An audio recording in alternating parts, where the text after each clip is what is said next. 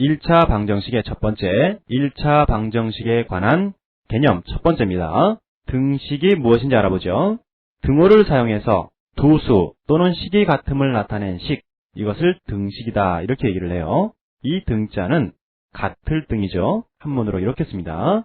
그래서 같음을 나타낸 식이다 이렇게 이해를 하시면 됩니다. 2x 더하기 3 이것이 7이다 그랬는데 등호를 기준으로 해서 왼쪽에 있는 부분, 여기에 있는 다항식 또는 단항식을 좌변이다 라고 얘기를 해요. 요 좌자는 왼쪽 좌가 되죠.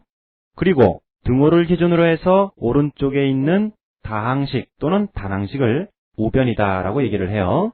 요 우자는 오른쪽 우가 되는 거죠. 다시 한번 등호를 기준으로 해서 왼쪽은 좌변, 오른쪽은 우변 이렇게 얘기합니다.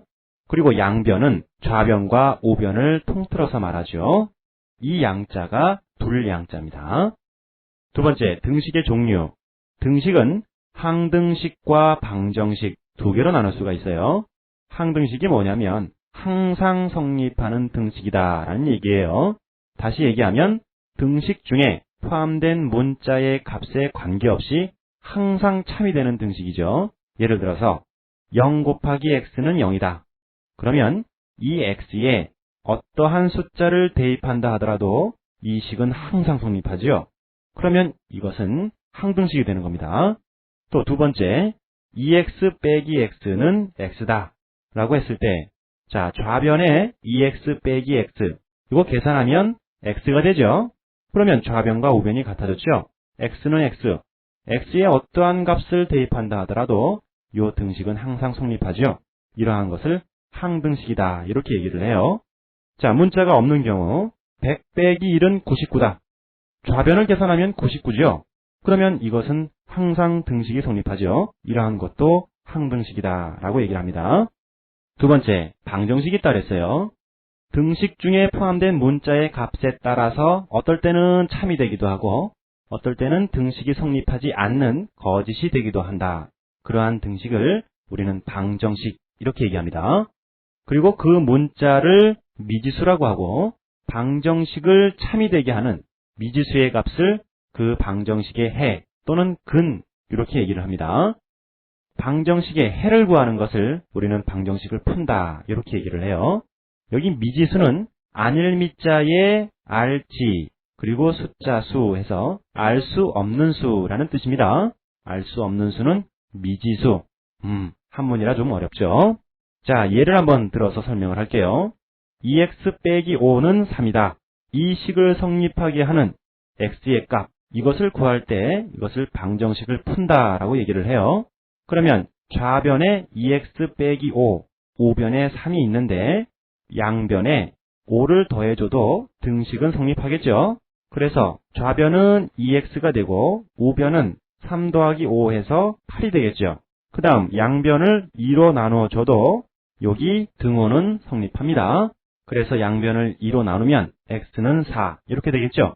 아하, 2x 빼기 5는 3이다.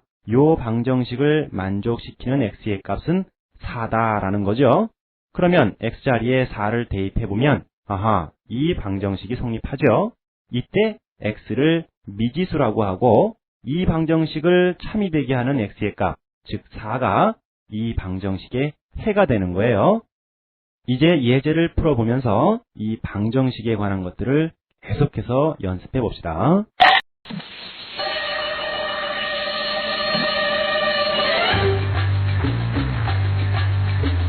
개념 두 번째, 등식의 성질에 대해서 알아보죠.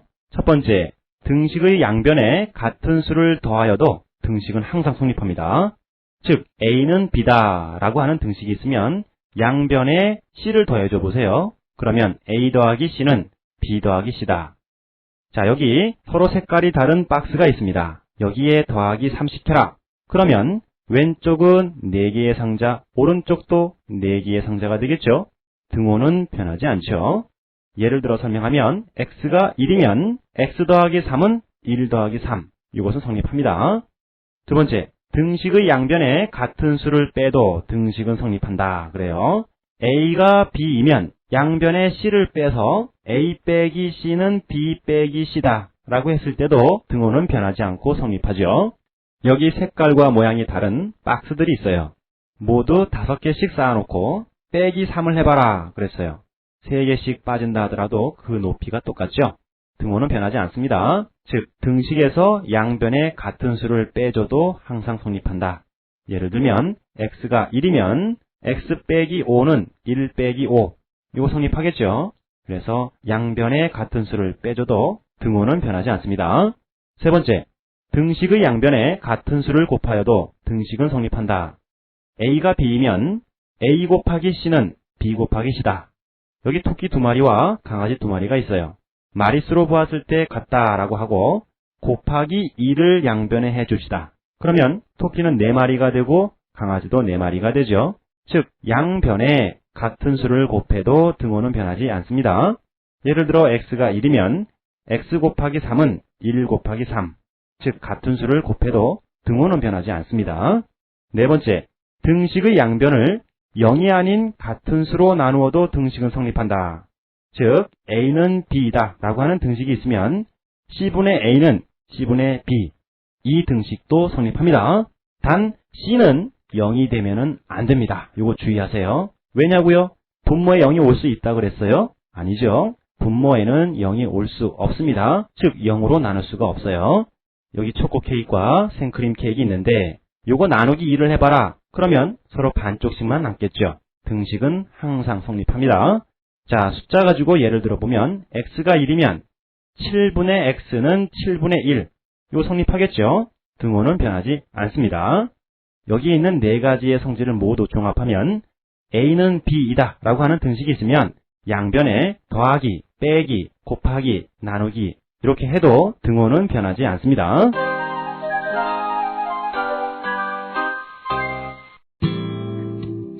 개념 세 번째, 1차 방정식의 풀이 첫 번째입니다. 자, 1차 방정식이라는 것이 무엇인지 그것도 알아보고 그리고 1차 방정식을 풀어낸다라는 것이 어떠한 뜻을 가지고 있으며 1차 방정식을 풀 때 어떻게 하면 쉽게 풀 수 있는지 거기에 대해서 알아봅시다. 첫 번째, 이항.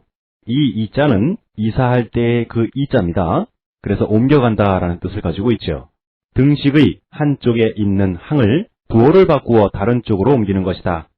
예를 들어서 x 빼기 5는 2다 라고 했을 때 여기 빼기 5를 오른쪽으로 부호를 바꾸어서 옮겨봅시다. 그러면 x는 2 더하기 5 이렇게 되겠죠. 이것은 등식의 성질 중에서 양변에 같은 수를 더해도 등호는 변하지 않는다. 그 성질을 그대로 이용한 거죠. 그랬더니 x는 7이다. 이러한 값이 나왔죠.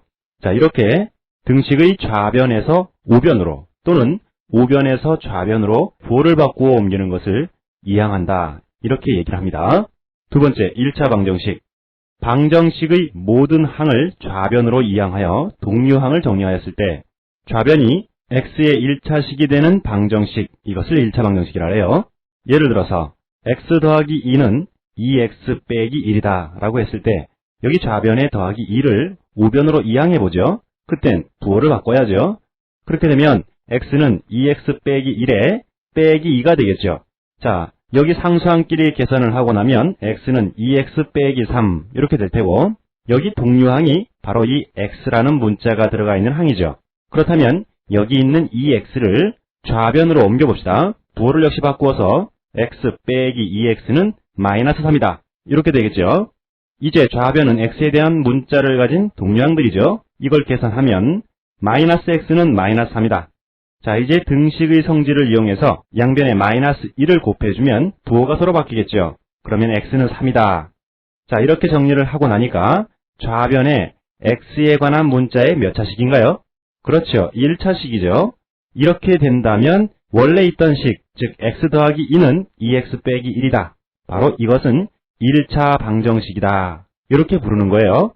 1차 방정식은 어느 문자에 관한 그 최고 높은 차수가 1차일 때 그때를 1차 방정식이다. 이렇게 얘기를 합니다.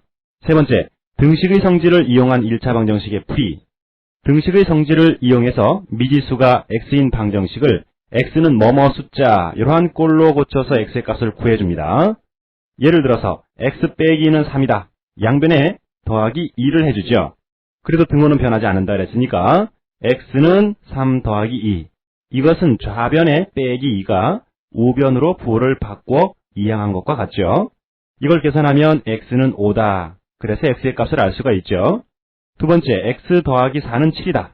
이 경우도 마찬가지 좌변에 있는 더하기 4를 우변으로 이항하면 x는 7 빼기 4 이렇게 바뀌겠죠. 그럼 이걸 계산하면 x는 3이다 라는 값을 얻을 수가 있어요. 이렇게 x는 좌변으로, 상수항들은 우변 쪽으로 각각 정리를 해줘서 문자의 값을 알아낼 수가 있습니다. 세 번째, 5분의 x는 2다. 양변에 5를 곱해주죠. 그러면 x는 2 곱하기 5. 계산하면 x는 10이다 라는 값을 알 수가 있죠. 4x는 2다.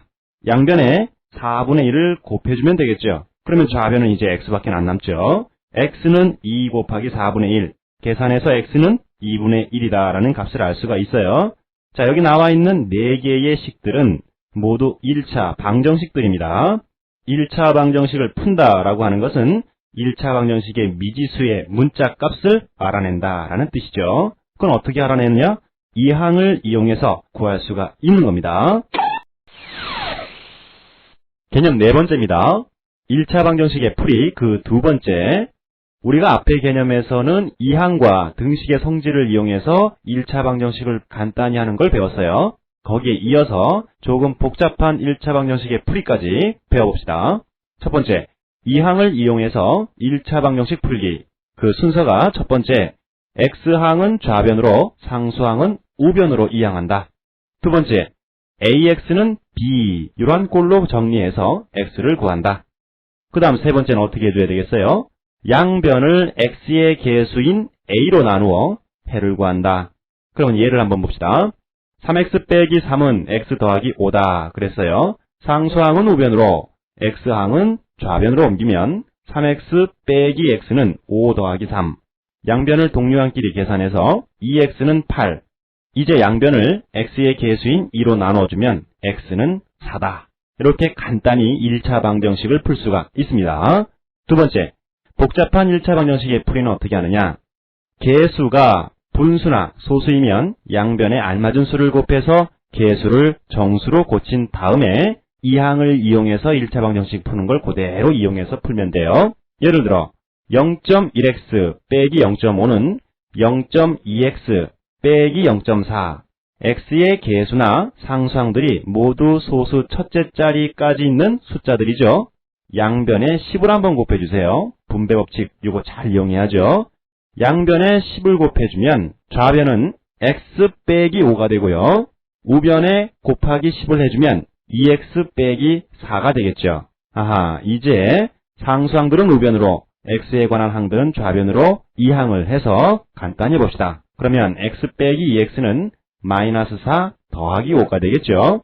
동료항끼리 계산하면 마이너스 x는 1이 되고 좌변은 x만 남아야 돼요. 그래서 양변에 곱하기 마이너스 1을 하면 x는 마이너스 1이다. 이렇게 해를 구할 수가 있는 겁니다.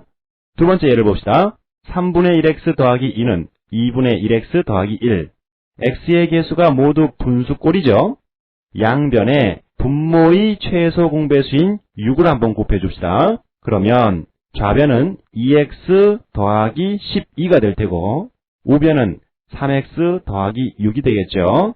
이제 상수항과 x에 관한 항들을 따로따로 모아서 정리하면 2x 빼기 3x는 6 빼기 12가 되겠죠. 좌변은 마이너스 x, 우변은 마이너스 6이 되네요. 양변에 마이너스 1을 곱해주면 x는 6이다. 이렇게 간단히 해를 구할 수가 있겠죠. 자, 두 번째, 괄호가 있으면 분배법칙을 이용해서 괄호를 푼 다음에 이항을 적용해서 푼다. 예를 들어 7x 빼기 4의 괄호에 x 빼기 2는 x 빼기 2다. 괄호 먼저 풀어줍니다. 그러면 좌변은 7x 빼기 4x, 그 다음에 마이너스 4와 빼기 2가 서로 곱해져서 더하기 8 이렇게 되겠죠. 우변은 x 빼기 2가 그대로 있고요. 좌변을 정리하면 3x 더하기 8이다. 우변은 x 빼기 2다. 이 항을 통해서 동료항끼리 모아보면 3x 빼기 x는 마이너스 2 빼기 8 이렇게 되겠죠. 좌변 우변을 정리하면 2x는 마이너스 10, 양변을 x의 계수인 2로 나눠주면 x는 마이너스 5 이렇게 간단히 할 수가 있는 겁니다.